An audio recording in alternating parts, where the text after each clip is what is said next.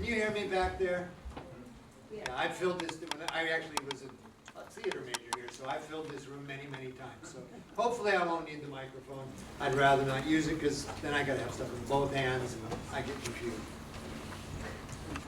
I'll tell you about my history in Porterville later. Let's do the important stuff first, and then if there's time, I can answer some of those questions. So let's start with this. If I were to ask you where this picture was taken, what would you say? The South. The South. Mississippi Delta, or Arkansas, or Georgia. No, this is actually a gentleman named, I forget his first name, Nathaniel Knox and his 3 sons picking cotton outside of Madera. What about this one? Where would this be? I know, now you're kind of going, well, I can't say the South. Corcoran. Getting close. This is Teviston. You know where Teviston is? Teviston is adjacent to Pixley. Teviston is one of the communities that I do research in, and this was taken in 1961 by a gentleman named Ernest Lowe, who we're currently doing a Cal Humanities grant to put together hopefully a traveling exhibit of the photographs that he took in the 1960s, and then photographs that we took when we came back to these communities just in the last couple of years and found people he had photographed in 1961. And we also have some films that we're producing on what we refer to as Black Okies, Mark Arax, who has written a number of books about California. He and I are working together on those. So we've got a bunch of things that are all going on right now, and which really makes me kind of happy, because I've been trying for 7 or 8 years to recapture this history before everybody I need to talk to drops dead. And that is, I hate to sound morbid, but that's exactly kind of how my work works, because so much of what I'm doing is so historical and so wrapped up in the past that we kind of have to do that. So again, this is outside of Teviston at Pixley. And is there anybody in here who's related to this guy? Okay, well, we'll come back to that. So, when I first started, let me tell you how I got started in this, first of all. I was a disc jockey in the late 70s to the early 90s. For a while, I was program director at K100. I left here in 74, came back in 79, and I worked at the station here the first time it was a rock station. I then left here, and I haven't really been back much since. No real reason, other than I don't have any family here or anything, so I have no reason for that. I then did a 20-year career in computer programming and system analysis and that type of stuff, and I got burnt out. So at 48, I decided to go back to school and start over. I still didn't even have a bachelor's degree. It took me 34 years to get my bachelor's degree. So those of you that are struggling and thinking I'm not finishing in my 4 years, who cares? In the long run, if you beat 34 years, you're great, right? 32 and a half, you're a genius. And then I got a bunch of other degrees since then. When I was an undergraduate at Fresno State, I was taking a class on oral history. And usually in a class like that, you say, okay, we'll come up with subjects and go interview some old person. Well, I was older than my instructor. I was 50 at the time I was taking that class. And so we were all doing that, and one day he comes dashing into the class 5 minutes late, which we was wont to do, and he had in his hand a Fresno Bee article and 3 LA Times articles. The Fresno Bee article was about a family reunion for a family called the Cooksies, and it talked about a place called Cooksieville, which is outside Atwater, which began in the 1940s, got very large by the 60s and 70s, and by the time now, there's actually, I don't think there's anybody in the family still living on that property, but it was a pretty much self-contained little all-black town, 150 people living there for a couple of decades. They had their own store, their own church, and we thought, what a wonderful story. We should do this. And then in addition to that, we had these 3 ARAX articles. These ARAX articles talked about much focusing on Teviston and Stratford and a few other places. And so we got a hold of this Cooksey family. We ran up to Sacramento, where a lot of them were now living. We did a bunch of interviews. And when I was looking at going to grad school, and the reason I'm telling this story is for you undergrads to kind of figure out how you might fall into your research. This was not, I had no idea what I was going to do for grad school. But this was my last year as an undergrad, and the advisor, that professor said, apply for the grad program. If you get in, if you do this research, I'll get you through quickly. Well, at my age, anything that you get me through quickly, I'm happy with, right? Because I want to still be alive in order to walk, right? So we began doing it. And initially, on the first surface, scratch, I kind of separated them out into two types of communities. And so some of the earlier writings, I'm talking about townships and colonies. I no longer use that terminology. I now break it down into 4 categories.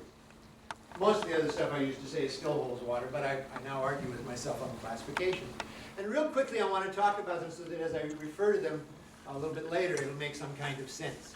So the first place that we're going to talk about, I'm going to refer to as colonies. And when I say colonies, how many know where Allensworth is? Right? It's often referred to as the Allensworth colony.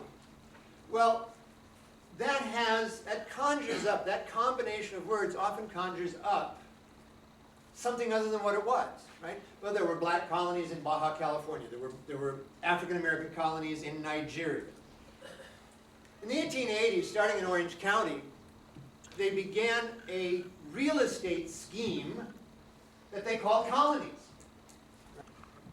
How many of you have ever heard of Italian-Swiss colony?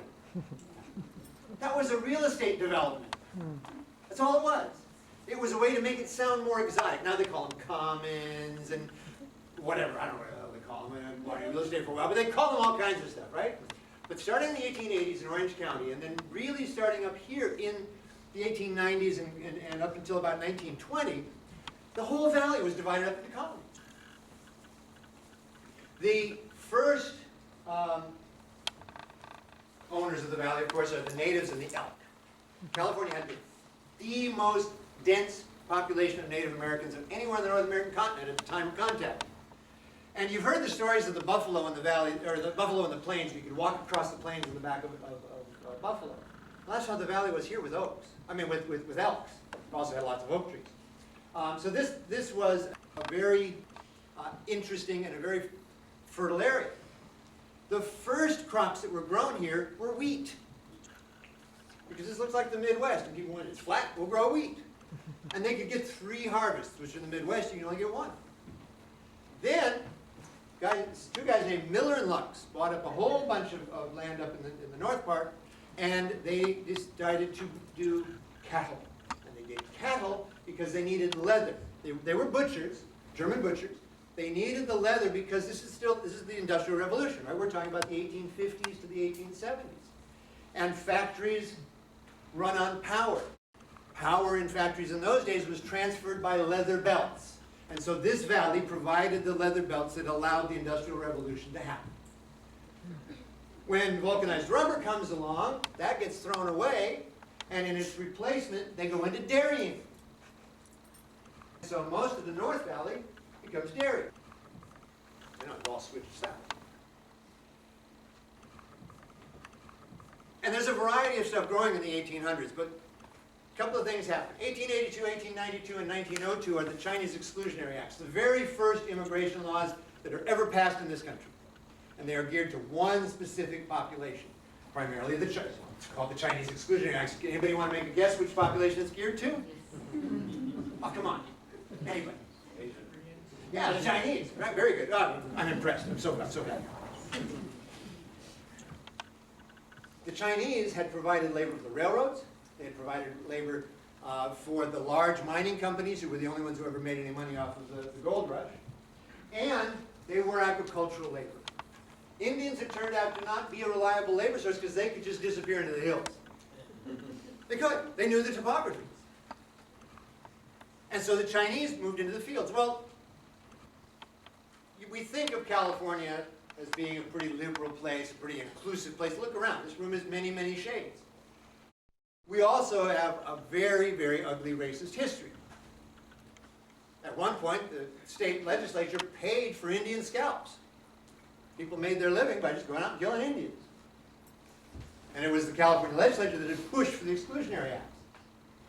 And in 1884 in Bakersfield, and then Kern Island, but what will become Bakersfield, in 1888 in Fresno, they began importing black labor from the South in railroad cars to come out here and be farm labor. So our first group, our third group of laborers in the valley doing agricultural labor are African Americans. And they talk about, I think I have some slides and we'll come back to the Chinese, but so you have this colonization project going on, you've got blacks coming in, you have a few other things that are happening, and why would these communities end up being all black or majority black? Is it because they wanted to live in a rundown little bunch of shanties out on the edge of Pixley? They were forced to, right? Fairmead, which is one of the communities I do most of my research in right now and what I'm working on, it's between Madera and Chowchilla. Madera started out, it was called the Alabama Colony. It was founded by white supremacists who left the South so they wouldn't have to live under quote-unquote black rule. In 1877, the day that Reconstruction collapses, they moved back. Right? It was a whites-only, the town itself proclaimed itself as a whites-only town. Chowchilla, just up the road. It was exclusive. Blacks couldn't live there until 65. Right?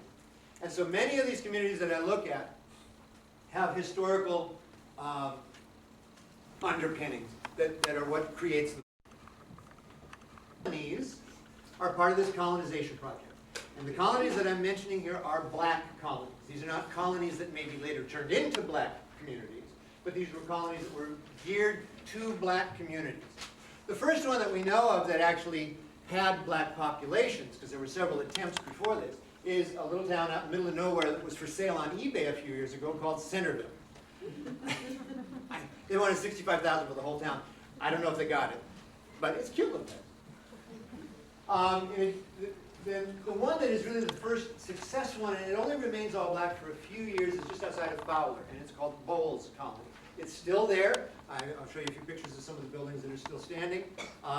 Some of the black families from the turn of the century have descendants that are still living in Bowles.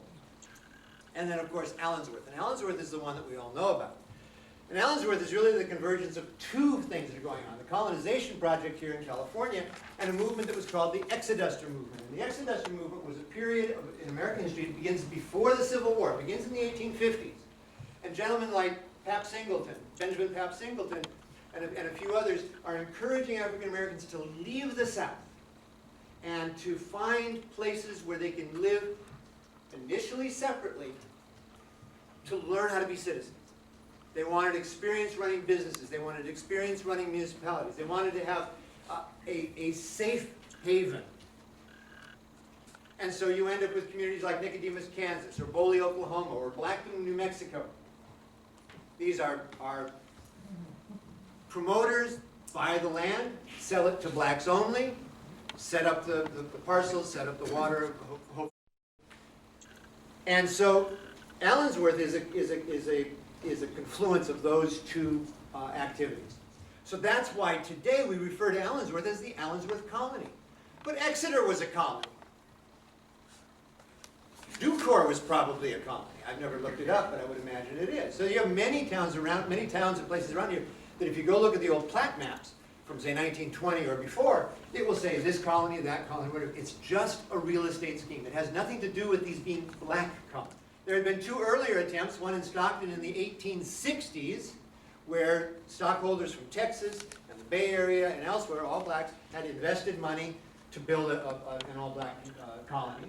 That one, I've never seen. I have the articles of incorporation, and I have the names of all the people, but I've never been able to actually see if it actually happened. I can't place it.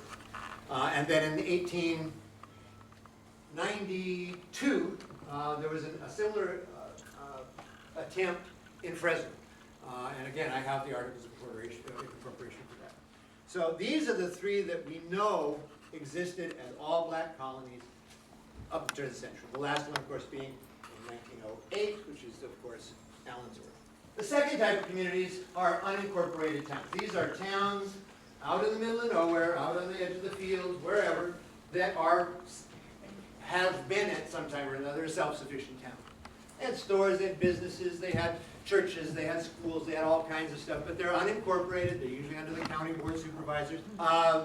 These are, were not planned communities. These were places, like I said, they couldn't live in, say, Chowchilla, so they moved to the closest place they could.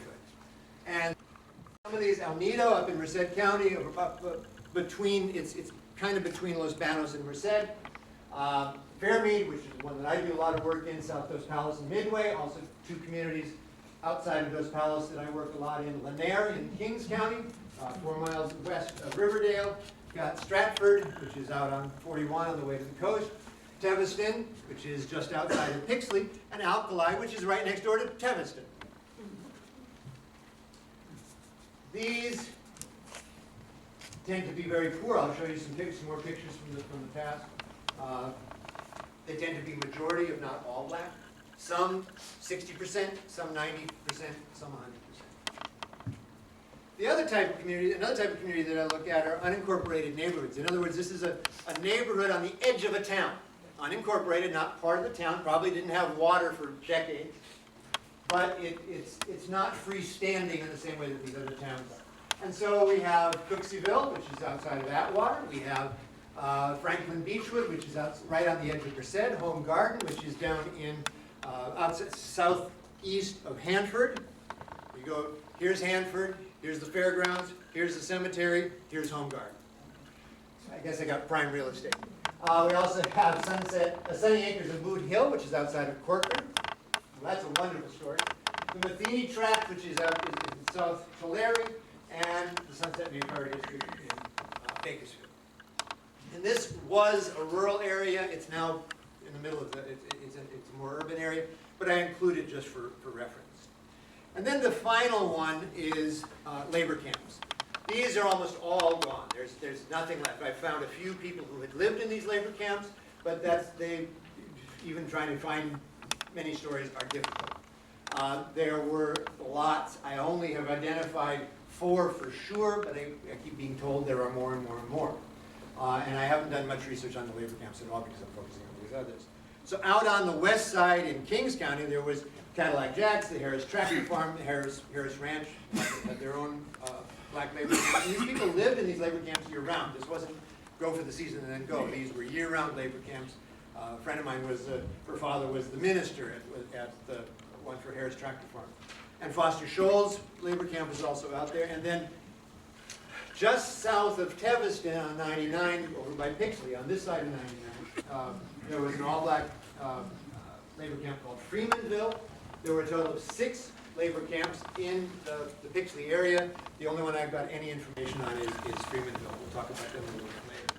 The Exodusters movement I already talked about. And so I'm going to actually skip through that because it isn't really all that necessary. But I want to talk about migration, because one of the reasons that we have all these black communities is we have large numbers of blacks coming in. They come in waves, and their coming into the state is related directly to history. So, 1882, Chinese Exclusionary Act. By 1884, they're bringing trainloads full of blacks into the valley. By the time we get to the mid-60s, there are 40,000 African Americans living in the Tulare Lake Basin, out in the fields. Little tiny hamlets, shacks, living in towns outside of Pixley. I mean, when Pixley has suburbs, you've got, they can't be all that hot, right? I mean, if Pixley is going to town, you got issues, right? So I went through the census records years ago when I was doing my master's thesis to try to see if I could track these waves of population. And they really come in at several times. The 1880s, first groups. The problem with them in the 1880s is that they discovered, when they got here, one of the reasons that the whites didn't want the Chinese here was because the Chinese were making the same rate of pay as white people. When they recruited the African Americans from the South, they offered adult males half, adult females a third, and children a quarter of what they were paying the Chinese. Many of them get out here, and it's kind of an indentured servitude. They got here by riding in the train on a ticket that was provided by the labor recruiter, and they owe a certain term of service, usually a year, to the labor contractor. Well, many of them got out here and realized they had skill. There were carpenters, there were domestics, there were all kinds of other things, including other farms, where they could make better money. And so this created a great demand because there were times in this valley in the 1880s, especially around Kern Island, where you will see riders chasing runaway blacks from their farm, just like you would be pre-Civil War with slaves trying to get off the plantation, and the riders and the raiders running them down and taking them back. One of my most popular articles, that is, you check the stats online, this one gets read all the time, and it was recently published in a newspaper up in Ridgecrest. It's called Kern County, California's Deep South. The population of the valley is very heavily linked to the south. In 1970, the estimate was that 70% of the population of the San Joaquin Valley could trace their roots directly to the south. That's essentially every African American, and the majority of whites had southern roots. Right? J.G. Boswell, Boswell Farms over here, right? He's from Georgia. His foreman was African American. When Mark Arax asked him about blacks in Corcoran, where there was not only a black labor camp, but Sunny Acres, he said, "We don't have any blacks." He didn't see them. He couldn't see them, even though for 20 years he had a black foreman that ran his farm. We live in, now, I went to high school here. I attended college here. When I was here, there were very few blacks, very, very few Asians. The Hispanics and the whites didn't speak to each other. This was a very segregated place. I was telling the faculty when we were having dinner, I took out the slides of the Ku Klux Klan here in the 1920s. I have pictures of the Klan marching right down Main Street. Adverts for Klan gatherings for the second Klan chapter in Porterville, at Porterville High Athletic Field, my alma mater. To look out and see this group and this audience is just amazing to me. That in Porterville I can see this type of a turnout. It was wonderful. So that's the first wave. The second wave is, as my friend Mark Arax refers to them, the Black Okies. They came out here at the same time as all of the Bakersfield Okies and the Kern County Okies and the Tulare County Okies. They were just a part of that. And they were kept separate.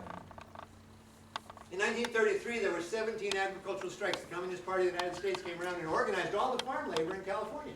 17 strikes in one summer. The biggest being the Pixley cotton strike. The editor of the Visalia Delta, it hadn't merged with the Times yet, so it was just the Delta, wrote, perhaps the visage of white-sheeted riders would put the fear into the strikers that the government can't. 3 days later, a pickup load full of Klansmen rode into the labor camp, started shooting, left 3 strikers dead, and the strike immediately collapsed. And from that point on, blacks were kept in one labor camp, whites were kept in another, white Okies were kept in another, and the Hispanics were kept in another. And that way they could play the 3 groups off against each other. So that's the second wave, the Black Okies. And then the big wave, and the hugest wave of influx is from right after World War II. And that is because that many blacks, my great uncle was one, well, black one, but he was one of the ones that came out here. Many people came to California to work in the war industries. The shipyards in Oakland and in Richmond and in Long Beach and the airplane factories in Los Angeles and Seattle. A lot of people came to the West Coast to fill those jobs, right? White men went off to war. Black men, if they were going to serve, they served in separate units. And they were stationed in some interesting places, Lodi being one of them. If I have time, I'll tell you that story.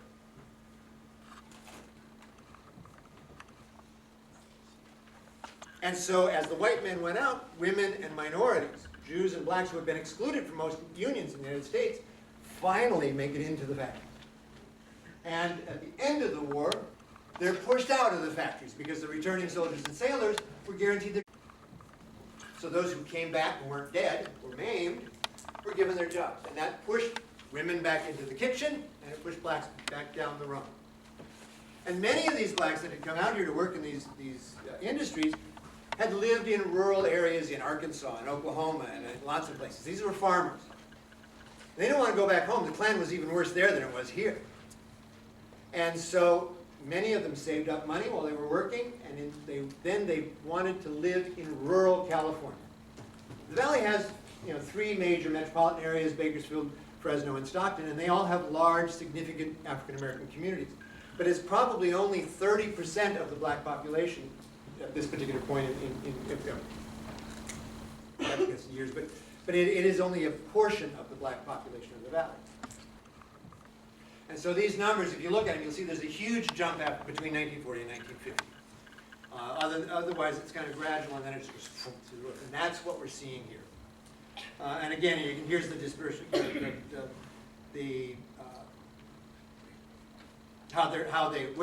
they go, what county do they end in.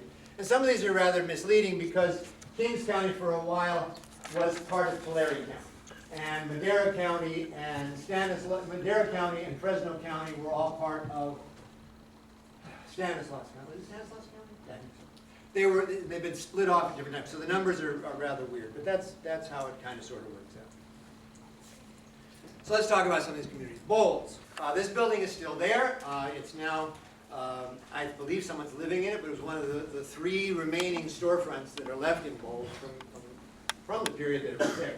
There used to be a railhead right there, and Bowles was built at the railhead, and it was a black colony. Many of the people who left Allensworth went to Bowles and Fowler. The majority of the ones who stayed in the valley when Allensworth collapsed. And you know that there's still a town called Allensworth, and there's still a large black and Hispanic population. It's not like it disappeared. It's just the park commemorates part of the story, and the other part of the story is still living right there with bad water. But Bowles was way before. This is in the 1890s. And several families, very important black families, the Pinkerton family, as well as Pinkington family, as well as the Weisinger family. Weisinger, in 1892, a gentleman named Weisinger was in Visalia. He had to go to Visalia Colored School, which was done in an old packing shed. White kids went to Visalia Elementary. The colored kids, whether it was black or Hispanic or Asian, went to the colored school. And Mr. Weisinger wanted to go to the regular school, so he sued. So the California Supreme Court said in 1892 that separate is not equal. 60 years before Brown v. Board of, or 50 years before Brown v. Board of Education, we had no separation here except in San Diego County because of language issues with the Spanish-speaking kids that were before. Doesn't mean that we didn't end up with segregated neighborhoods and segregated schools, but before this, schools were all segregated. If blacks were going to get an education in a town, the white parents had to vote for it. After 1892, schools are open in California to everybody. So Bowles, like I said, it's established right around 1900. It's the earliest. It's very poor. At some point, and I've never been able to find it exactly when, it becomes more integrated. But when the Depression hits, and this happens not only in Bowles but in many other places, some of the first to lose to foreclosure are the black farmers. The few that have mortgages tend to lose the land. So many of the original founders of Bowles end up losing. Teviston I've talked about a little bit, and I'll talk about it a lot more because it's close. But the population of Teviston came directly out of the need for farmland. And so what happened with Teviston and with Stratford, these are the two that I know are part of this, there was a sheriff Lyons back in Oklahoma. And his brother was a labor recruiter for J.G. Boswell and for a couple of other of the large farms around here. So the sheriff would go around to sharecroppers in his area of Texas and Oklahoma and would say, look, you're underwater in your share, right? Because sharecropping is designed to benefit the landowner, not the farmer. So to tell you what, you want to get out from under your grandfather's share, because many of these are multiple generations, right? Grandfather got the sharecrop, father had to work it off the loan, I'm working off the loan. And so Sheriff Lyons would go around and say, look, you want to get out from under it? Be under the bridge at 6:30 or midnight. And guys like Robert Parker would come by in a bus or in a flatbed truck and pick them up in the middle of the night, bring them out to California, and they would work in the field. Mr. Parker, who I'll show you in a minute, 32 trips with a school bus. Midwest, back to the southern plains primarily, as far as Arkansas, but mostly the southern, and then bring them back. 32 trips, and he was just one of dozens of guys that were doing this. And Teviston is one of the places where a lot of them. In fact, Mr. Parker actually retired to Teviston, and we were able to interview him a few years ago. When I got big enough, I left Oklahoma and started driving bus, hauling people from out there back to California. And so a lot of them come out here, they bought new homes, they done good. And I made 30-some trips hauling. In fact, I was going to these plantations, stealing them off of them, hauling them out here. I first came across Teviston when I was doing my early research because of an article in Time magazine from 1956, as old as me. And it talks about Teviston getting a well. And no water. These communities, whether it's Teviston, or whether it's Lanier, or whether it is South Dos Palos, there was no plumbing. In Lanier, there was one spigot at the warehouse on the south side of the road, Mount Whitney Road. And the blacks would go with milk jugs. Anybody not know what a milk jug is? It's a big metal container that you put milk in, right? So they would go with milk jugs, they'd go with other containers, and they would fill it up, and that was for the water they would use. Usually they could find a spigot somewhere, but they had no running water. Rationed that water throughout the day so that you didn't have to go back until tomorrow to get it. But in 1959, not 56, 1959, Time magazine is talking about this wonderful new thing in Teviston. They got a federal grant, and they've been able to drill a well and put a pump on it and a spigot. Teviston had one spigot. And I've been to the spot where that spigot was. It ain't there no more. But there was one spigot in a park in Pixley that African Americans used to get water from, and one right next to a store. And I'll show you a picture of that place in a little bit. I'll actually show you them getting the water. Boot Hill and Sunny Acres is another place where Lyons and these guys were bringing these African Americans in. This is right outside of Corcoran, right at the core of J.G. Boswell's operation. On one side of town was the black labor camp, on another side of town was the Hispanic labor camp. The black labor camp was a mess. Prostitution, fights, drinking, there were saloons, there were juke joints, all kinds of stuff going on. And there were a number of families who wanted to continue to work out here, wanted to continue to live here, but they wanted to get away from that. And so they started buying pieces of property on another side of Corcoran. It's known as Sunny Acres. Originally it was called Boot Hill. And when they got the money from the federal government to build their water and hook it up to Corcoran's water, which took several years because Corcoran wouldn't let them hook it up. So they had the pipes in the ground, they came right up to the city limits, and they wouldn't hook it up. When they did that, they formed the Sunny Acres Water District, and that's how Boot Hill, which is what the locals had called it, they called it another thing. Please forgive my language, they called it there. But that's what it was called. Most people, if they were being polite, would call it Boot Hill, but they renamed it Sunny Acres. These properties were bought from a guy named Matheny. And Matheny was a businessman out of Tulare, and he saw an opportunity, and he bought up land. He bought up land in Teviston. He was one of the guys who carried the mortgage in Teviston. He did in Sunny Acres. And I think he did elsewhere, but I don't have any actual proof where I've talked to people that actually paid him. He would show up every Friday, had a little book. It was like a little address book. And he would sit under a tree, and this gentleman was telling me about it in Teviston. Just one tree, he'd come every Friday and sit down. And the guys would show up with their $20 or $50 or whatever it was for their payment, and give him the cash. He'd mark it up. And I was talking to one guy, and he had never missed a payment. He was paying like $15 a month. And he's still living in that home today. This goes back to the 50s. He's still living in that home today. And he told me one day that Mr. Matheny is sitting there talking to him, and he goes, "You know what? You can buy any piece of property I've got." Well, that's a big difference between going to the bank, where just because you're black, you might not even get seen. And so maybe they paid too much for that land, but they were able to buy it. And this is the same story. I've got exactly the same story about the Matheny tract, about Lanier, about Fairmead. There was someone, one of the reasons that these communities grew is there was someone willing to carry the mortgages. And that's crucial. In Lanier, I forgot the guy's name off the top of my head, but there was a gentleman there. Do I have it here? Nope. Anybody been to Lanier? No. No? Ever been to Lanier? Well, it's named after a guy named L.A. Nair. It's not where it originally was. It was originally a colony. It flooded in the big floods of 1918 or whatever it was. And they moved the whole town. And it's out by Armona.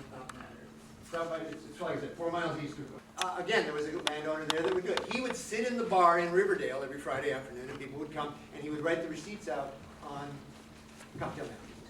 And he kept telling them, keep this, don't lose this. And when he died, his family actually tried to kick everybody off the land and re-grab the land. They showed up with boxes and boxes of cocktail napkins, went to court and saved their land. Cooksieville, as I said, this was founded by This Is It and Olivia Cooksey. The children of slaves, they came out here during World War II, worked in the factories, pulled together a bunch of money and bought 17 acres outside of Atwater.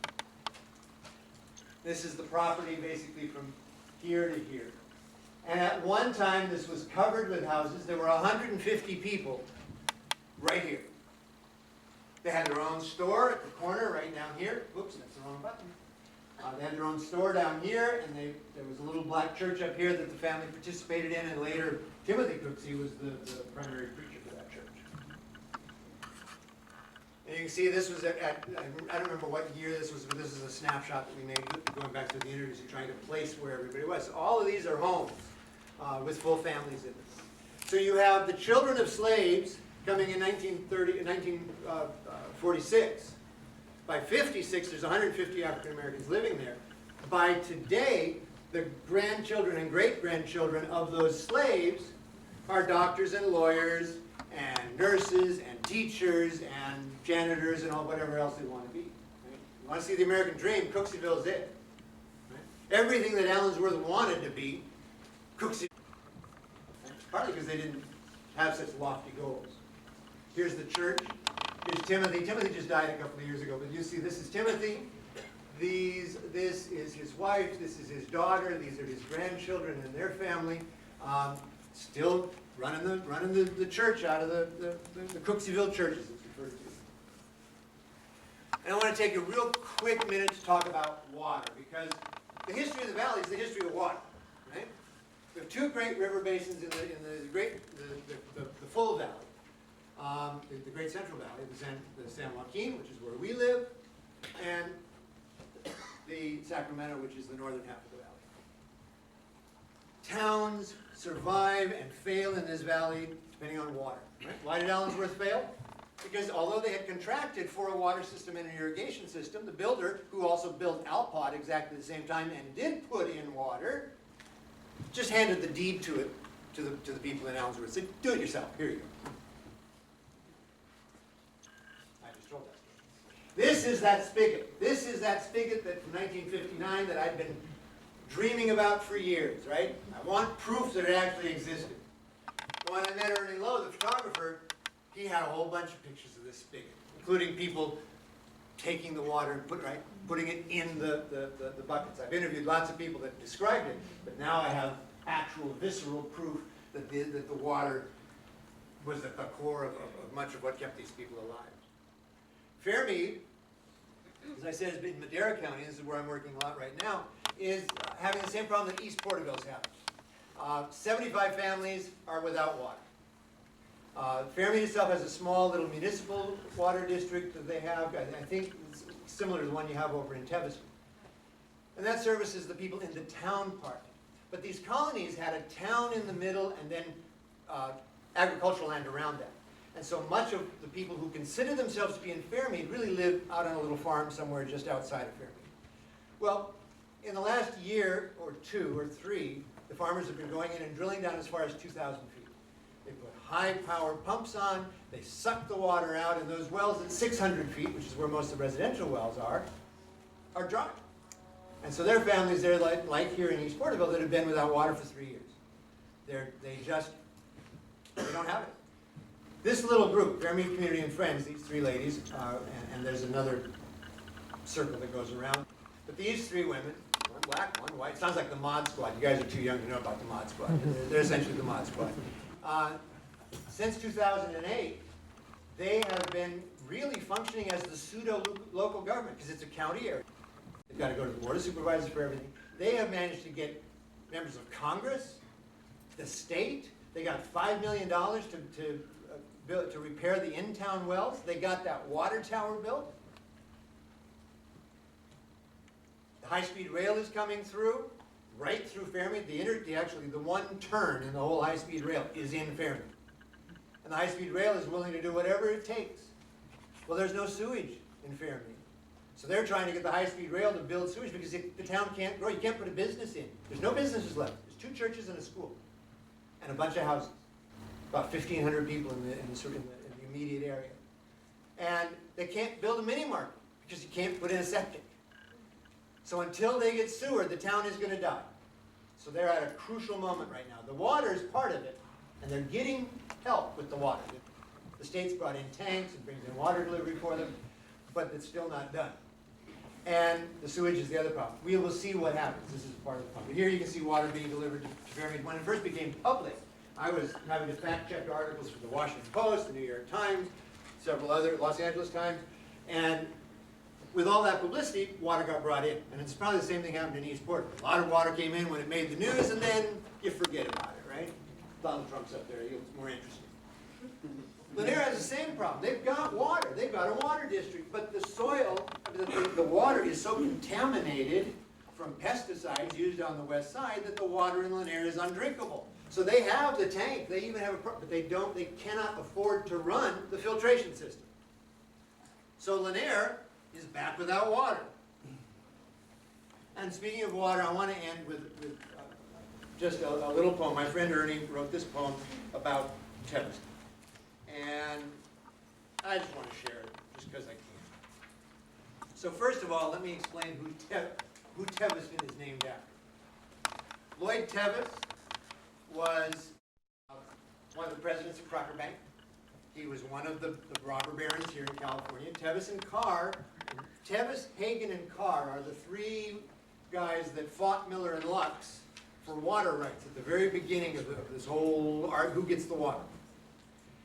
Tevis, Carr, and Hagen are in Kern and Tulare County. Miller and Lux are in Fresno and Merced and Stanislaus. So Teviston is named after Lloyd Tevis. Wells Fargo Bank. Did I say Crocker? I apologize. So here you can see the Miller and Lux properties. This is where they're arguing about all this stuff. So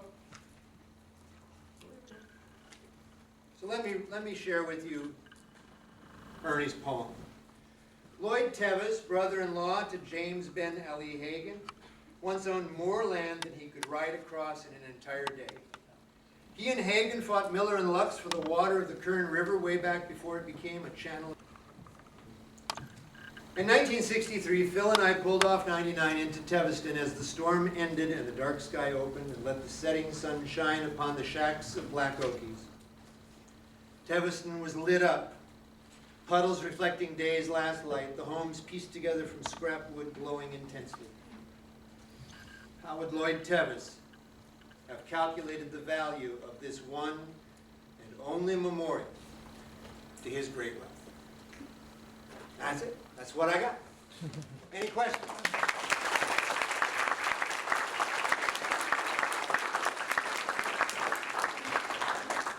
Any questions?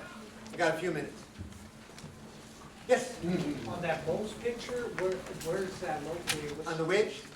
On the Bose picture?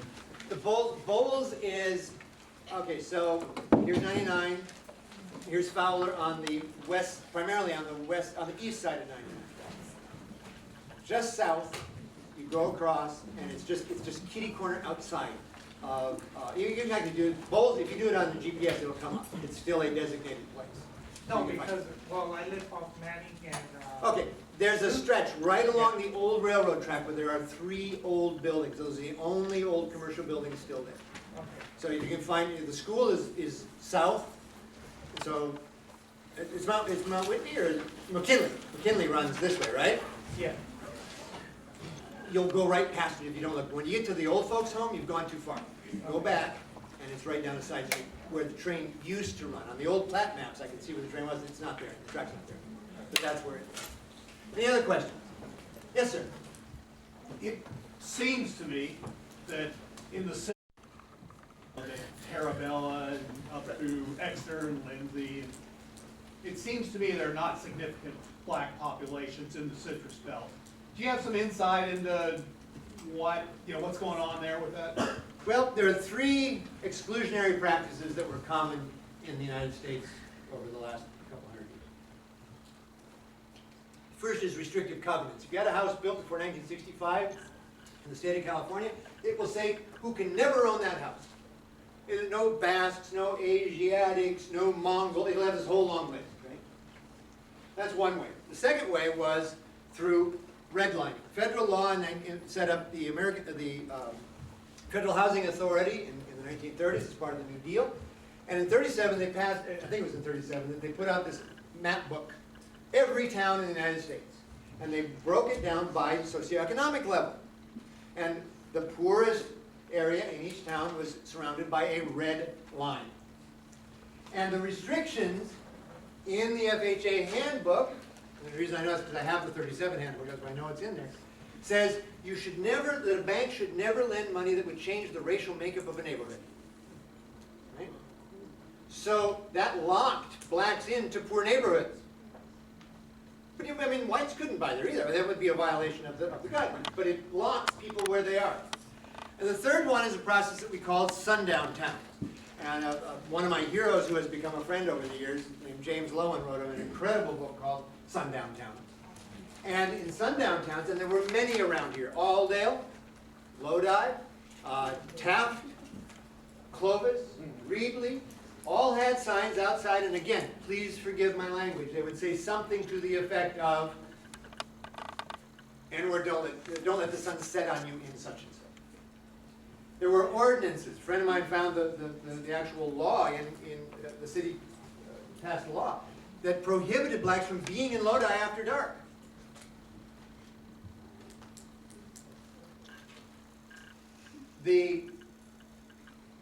So we can find these towns. Now, back to answering your question. I've got some gaps, and the only thing I can think of is there are 2 reasons. Number one, maybe they weren't picking citrus, and 2, some of those sundown towns, Lodi, Alldale, all these were Standard Oil. Standard Oil owned Kern County and much of Tulare County, and they were exclusionary. Standard Oil, good old Henry Rockefeller, would not hire blacks. And Taft was an all-white town, as was Alldale. The sign saying "Don't let the sun set on you" was repainted on the Kern River bank as recently as the 1990s. Oildale is so bigoted; they've got 2 competing Klan groups and 2 competing white supremacist neo-Nazi groups.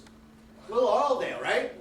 You throw a rock from one end to the other as long as you don't hit Buck Studio. That's probably more white supremacists than the South. And so I think that those areas where there are the gaps, because there is a gap through Tulare, through the Citrus Belt, like you said, and through parts of Kern County, and then there'll be these clusters. And I think that it has a lot to do with those types of practices. But one thing I did want to nail down, one place that does, and I never do this till you talk, the Centerville you're talking about, that place below Pine Flat Dam, because that's in the Citrus Belt. Yep. But it didn't stay black for it started out black, and I've got the names and ages and relations of the first few blacks that lived there. But like Bowles, it didn't stay black. And I guess it just weren't, I don't think there were enough people coming in to buy, and so they had to open it up. And so they didn't remain black for very long. Those 2 schemes do that. Anything else? Yes, ma'am. When Mr. Parker and others were hauling workers out to California, did they bring the whole family or just the male? Sometimes they brought the whole family. By the time we're talking about the post-war period and even in the Okie period, it's family. They would pick the whole family, because if they left the family back there and the sheriff came at the behest of the landowner, I mean, the sheriff's the one that's telling them to go get on the bus, right? In the case of Mr. Mr. Parker, for the Lions group, if the family stays there, they're still liable, and so they had to come out. And he was the only one that I know of that regularly brought them out in buses. There were people that came out in railroad cars. There were people, we have interviews with people who rode the rails out here. Many of them came to Delano as one of the first places that they would land, and then from there they would spread out across the valley. So the history of Delano, which I've not been able to really work on, I just haven't had time. This keeps growing the longer I work on it. There are a whole bunch of interesting stories there. There was a big labor camp that was where a lot of the people first came in and then dispersed. But yeah, I think did I answer that? Okay. Yes. I grew up in Bakersfield. I'm sorry. It's really fun. It's not funny. It's actually really sad to see what Teviston looks like compared to Tevis Ranch. And when I was in the mid-'90s in high school, junior Which high school did you go to? What high school? I was the first graduating class at Ridgeview, but I went to Stockdale, and I went to Tevis Junior High. And that was considered like the affluent neighborhood in the mid-'90s. And to see like how much it's much more diverse now, culturally diverse in that area than it was when I was there in the 90s, as more of the wealthier families are in the northeast towards Rosedale and stuff. And it's just crazy to see that. Do you have any friends that went to South Bakersfield High? Yes, I do. Do you know the story of South Bakersfield High? No. I mean, Real quick, and then we got, I think I'm running to go. South Bakersfield High. Built in 1956. It was built in what was referred to as the Cottonwood District. Guess who lived in the Cottonwood District?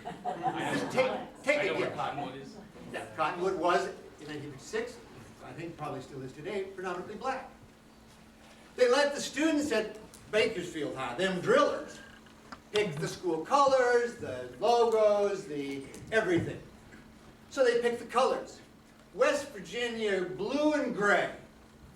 The mascot is Johnny Reb, including the battle flag of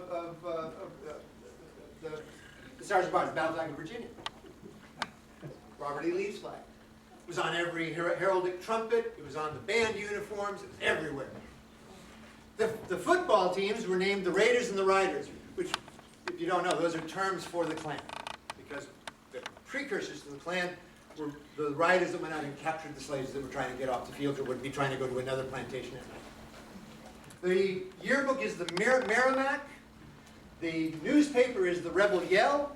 The school uniforms for the letterettes and the cheerleaders have little Johnny Reb caps, little gray suits.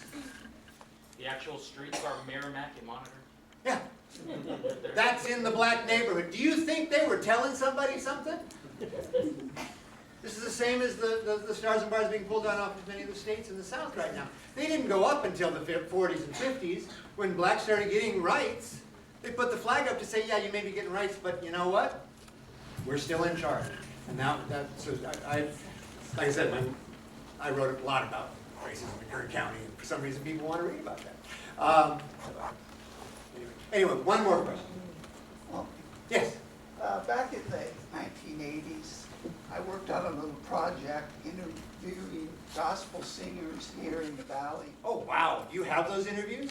Yes, I do. Oh, I'm going to kiss you on the mouth. And No, I'm just kidding. one of the men I talked to was a man named Reverend Freeman. I know Reverend Freeman. And he lived in Tulare. And he was a singer himself.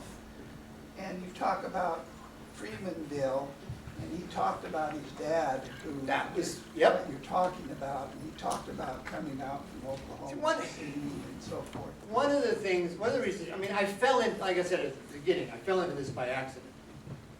But one of the things that keeps me going day in and day out, I mean, right now my life is insane, but this is my focus. Because this is a history that's going to be lost, right?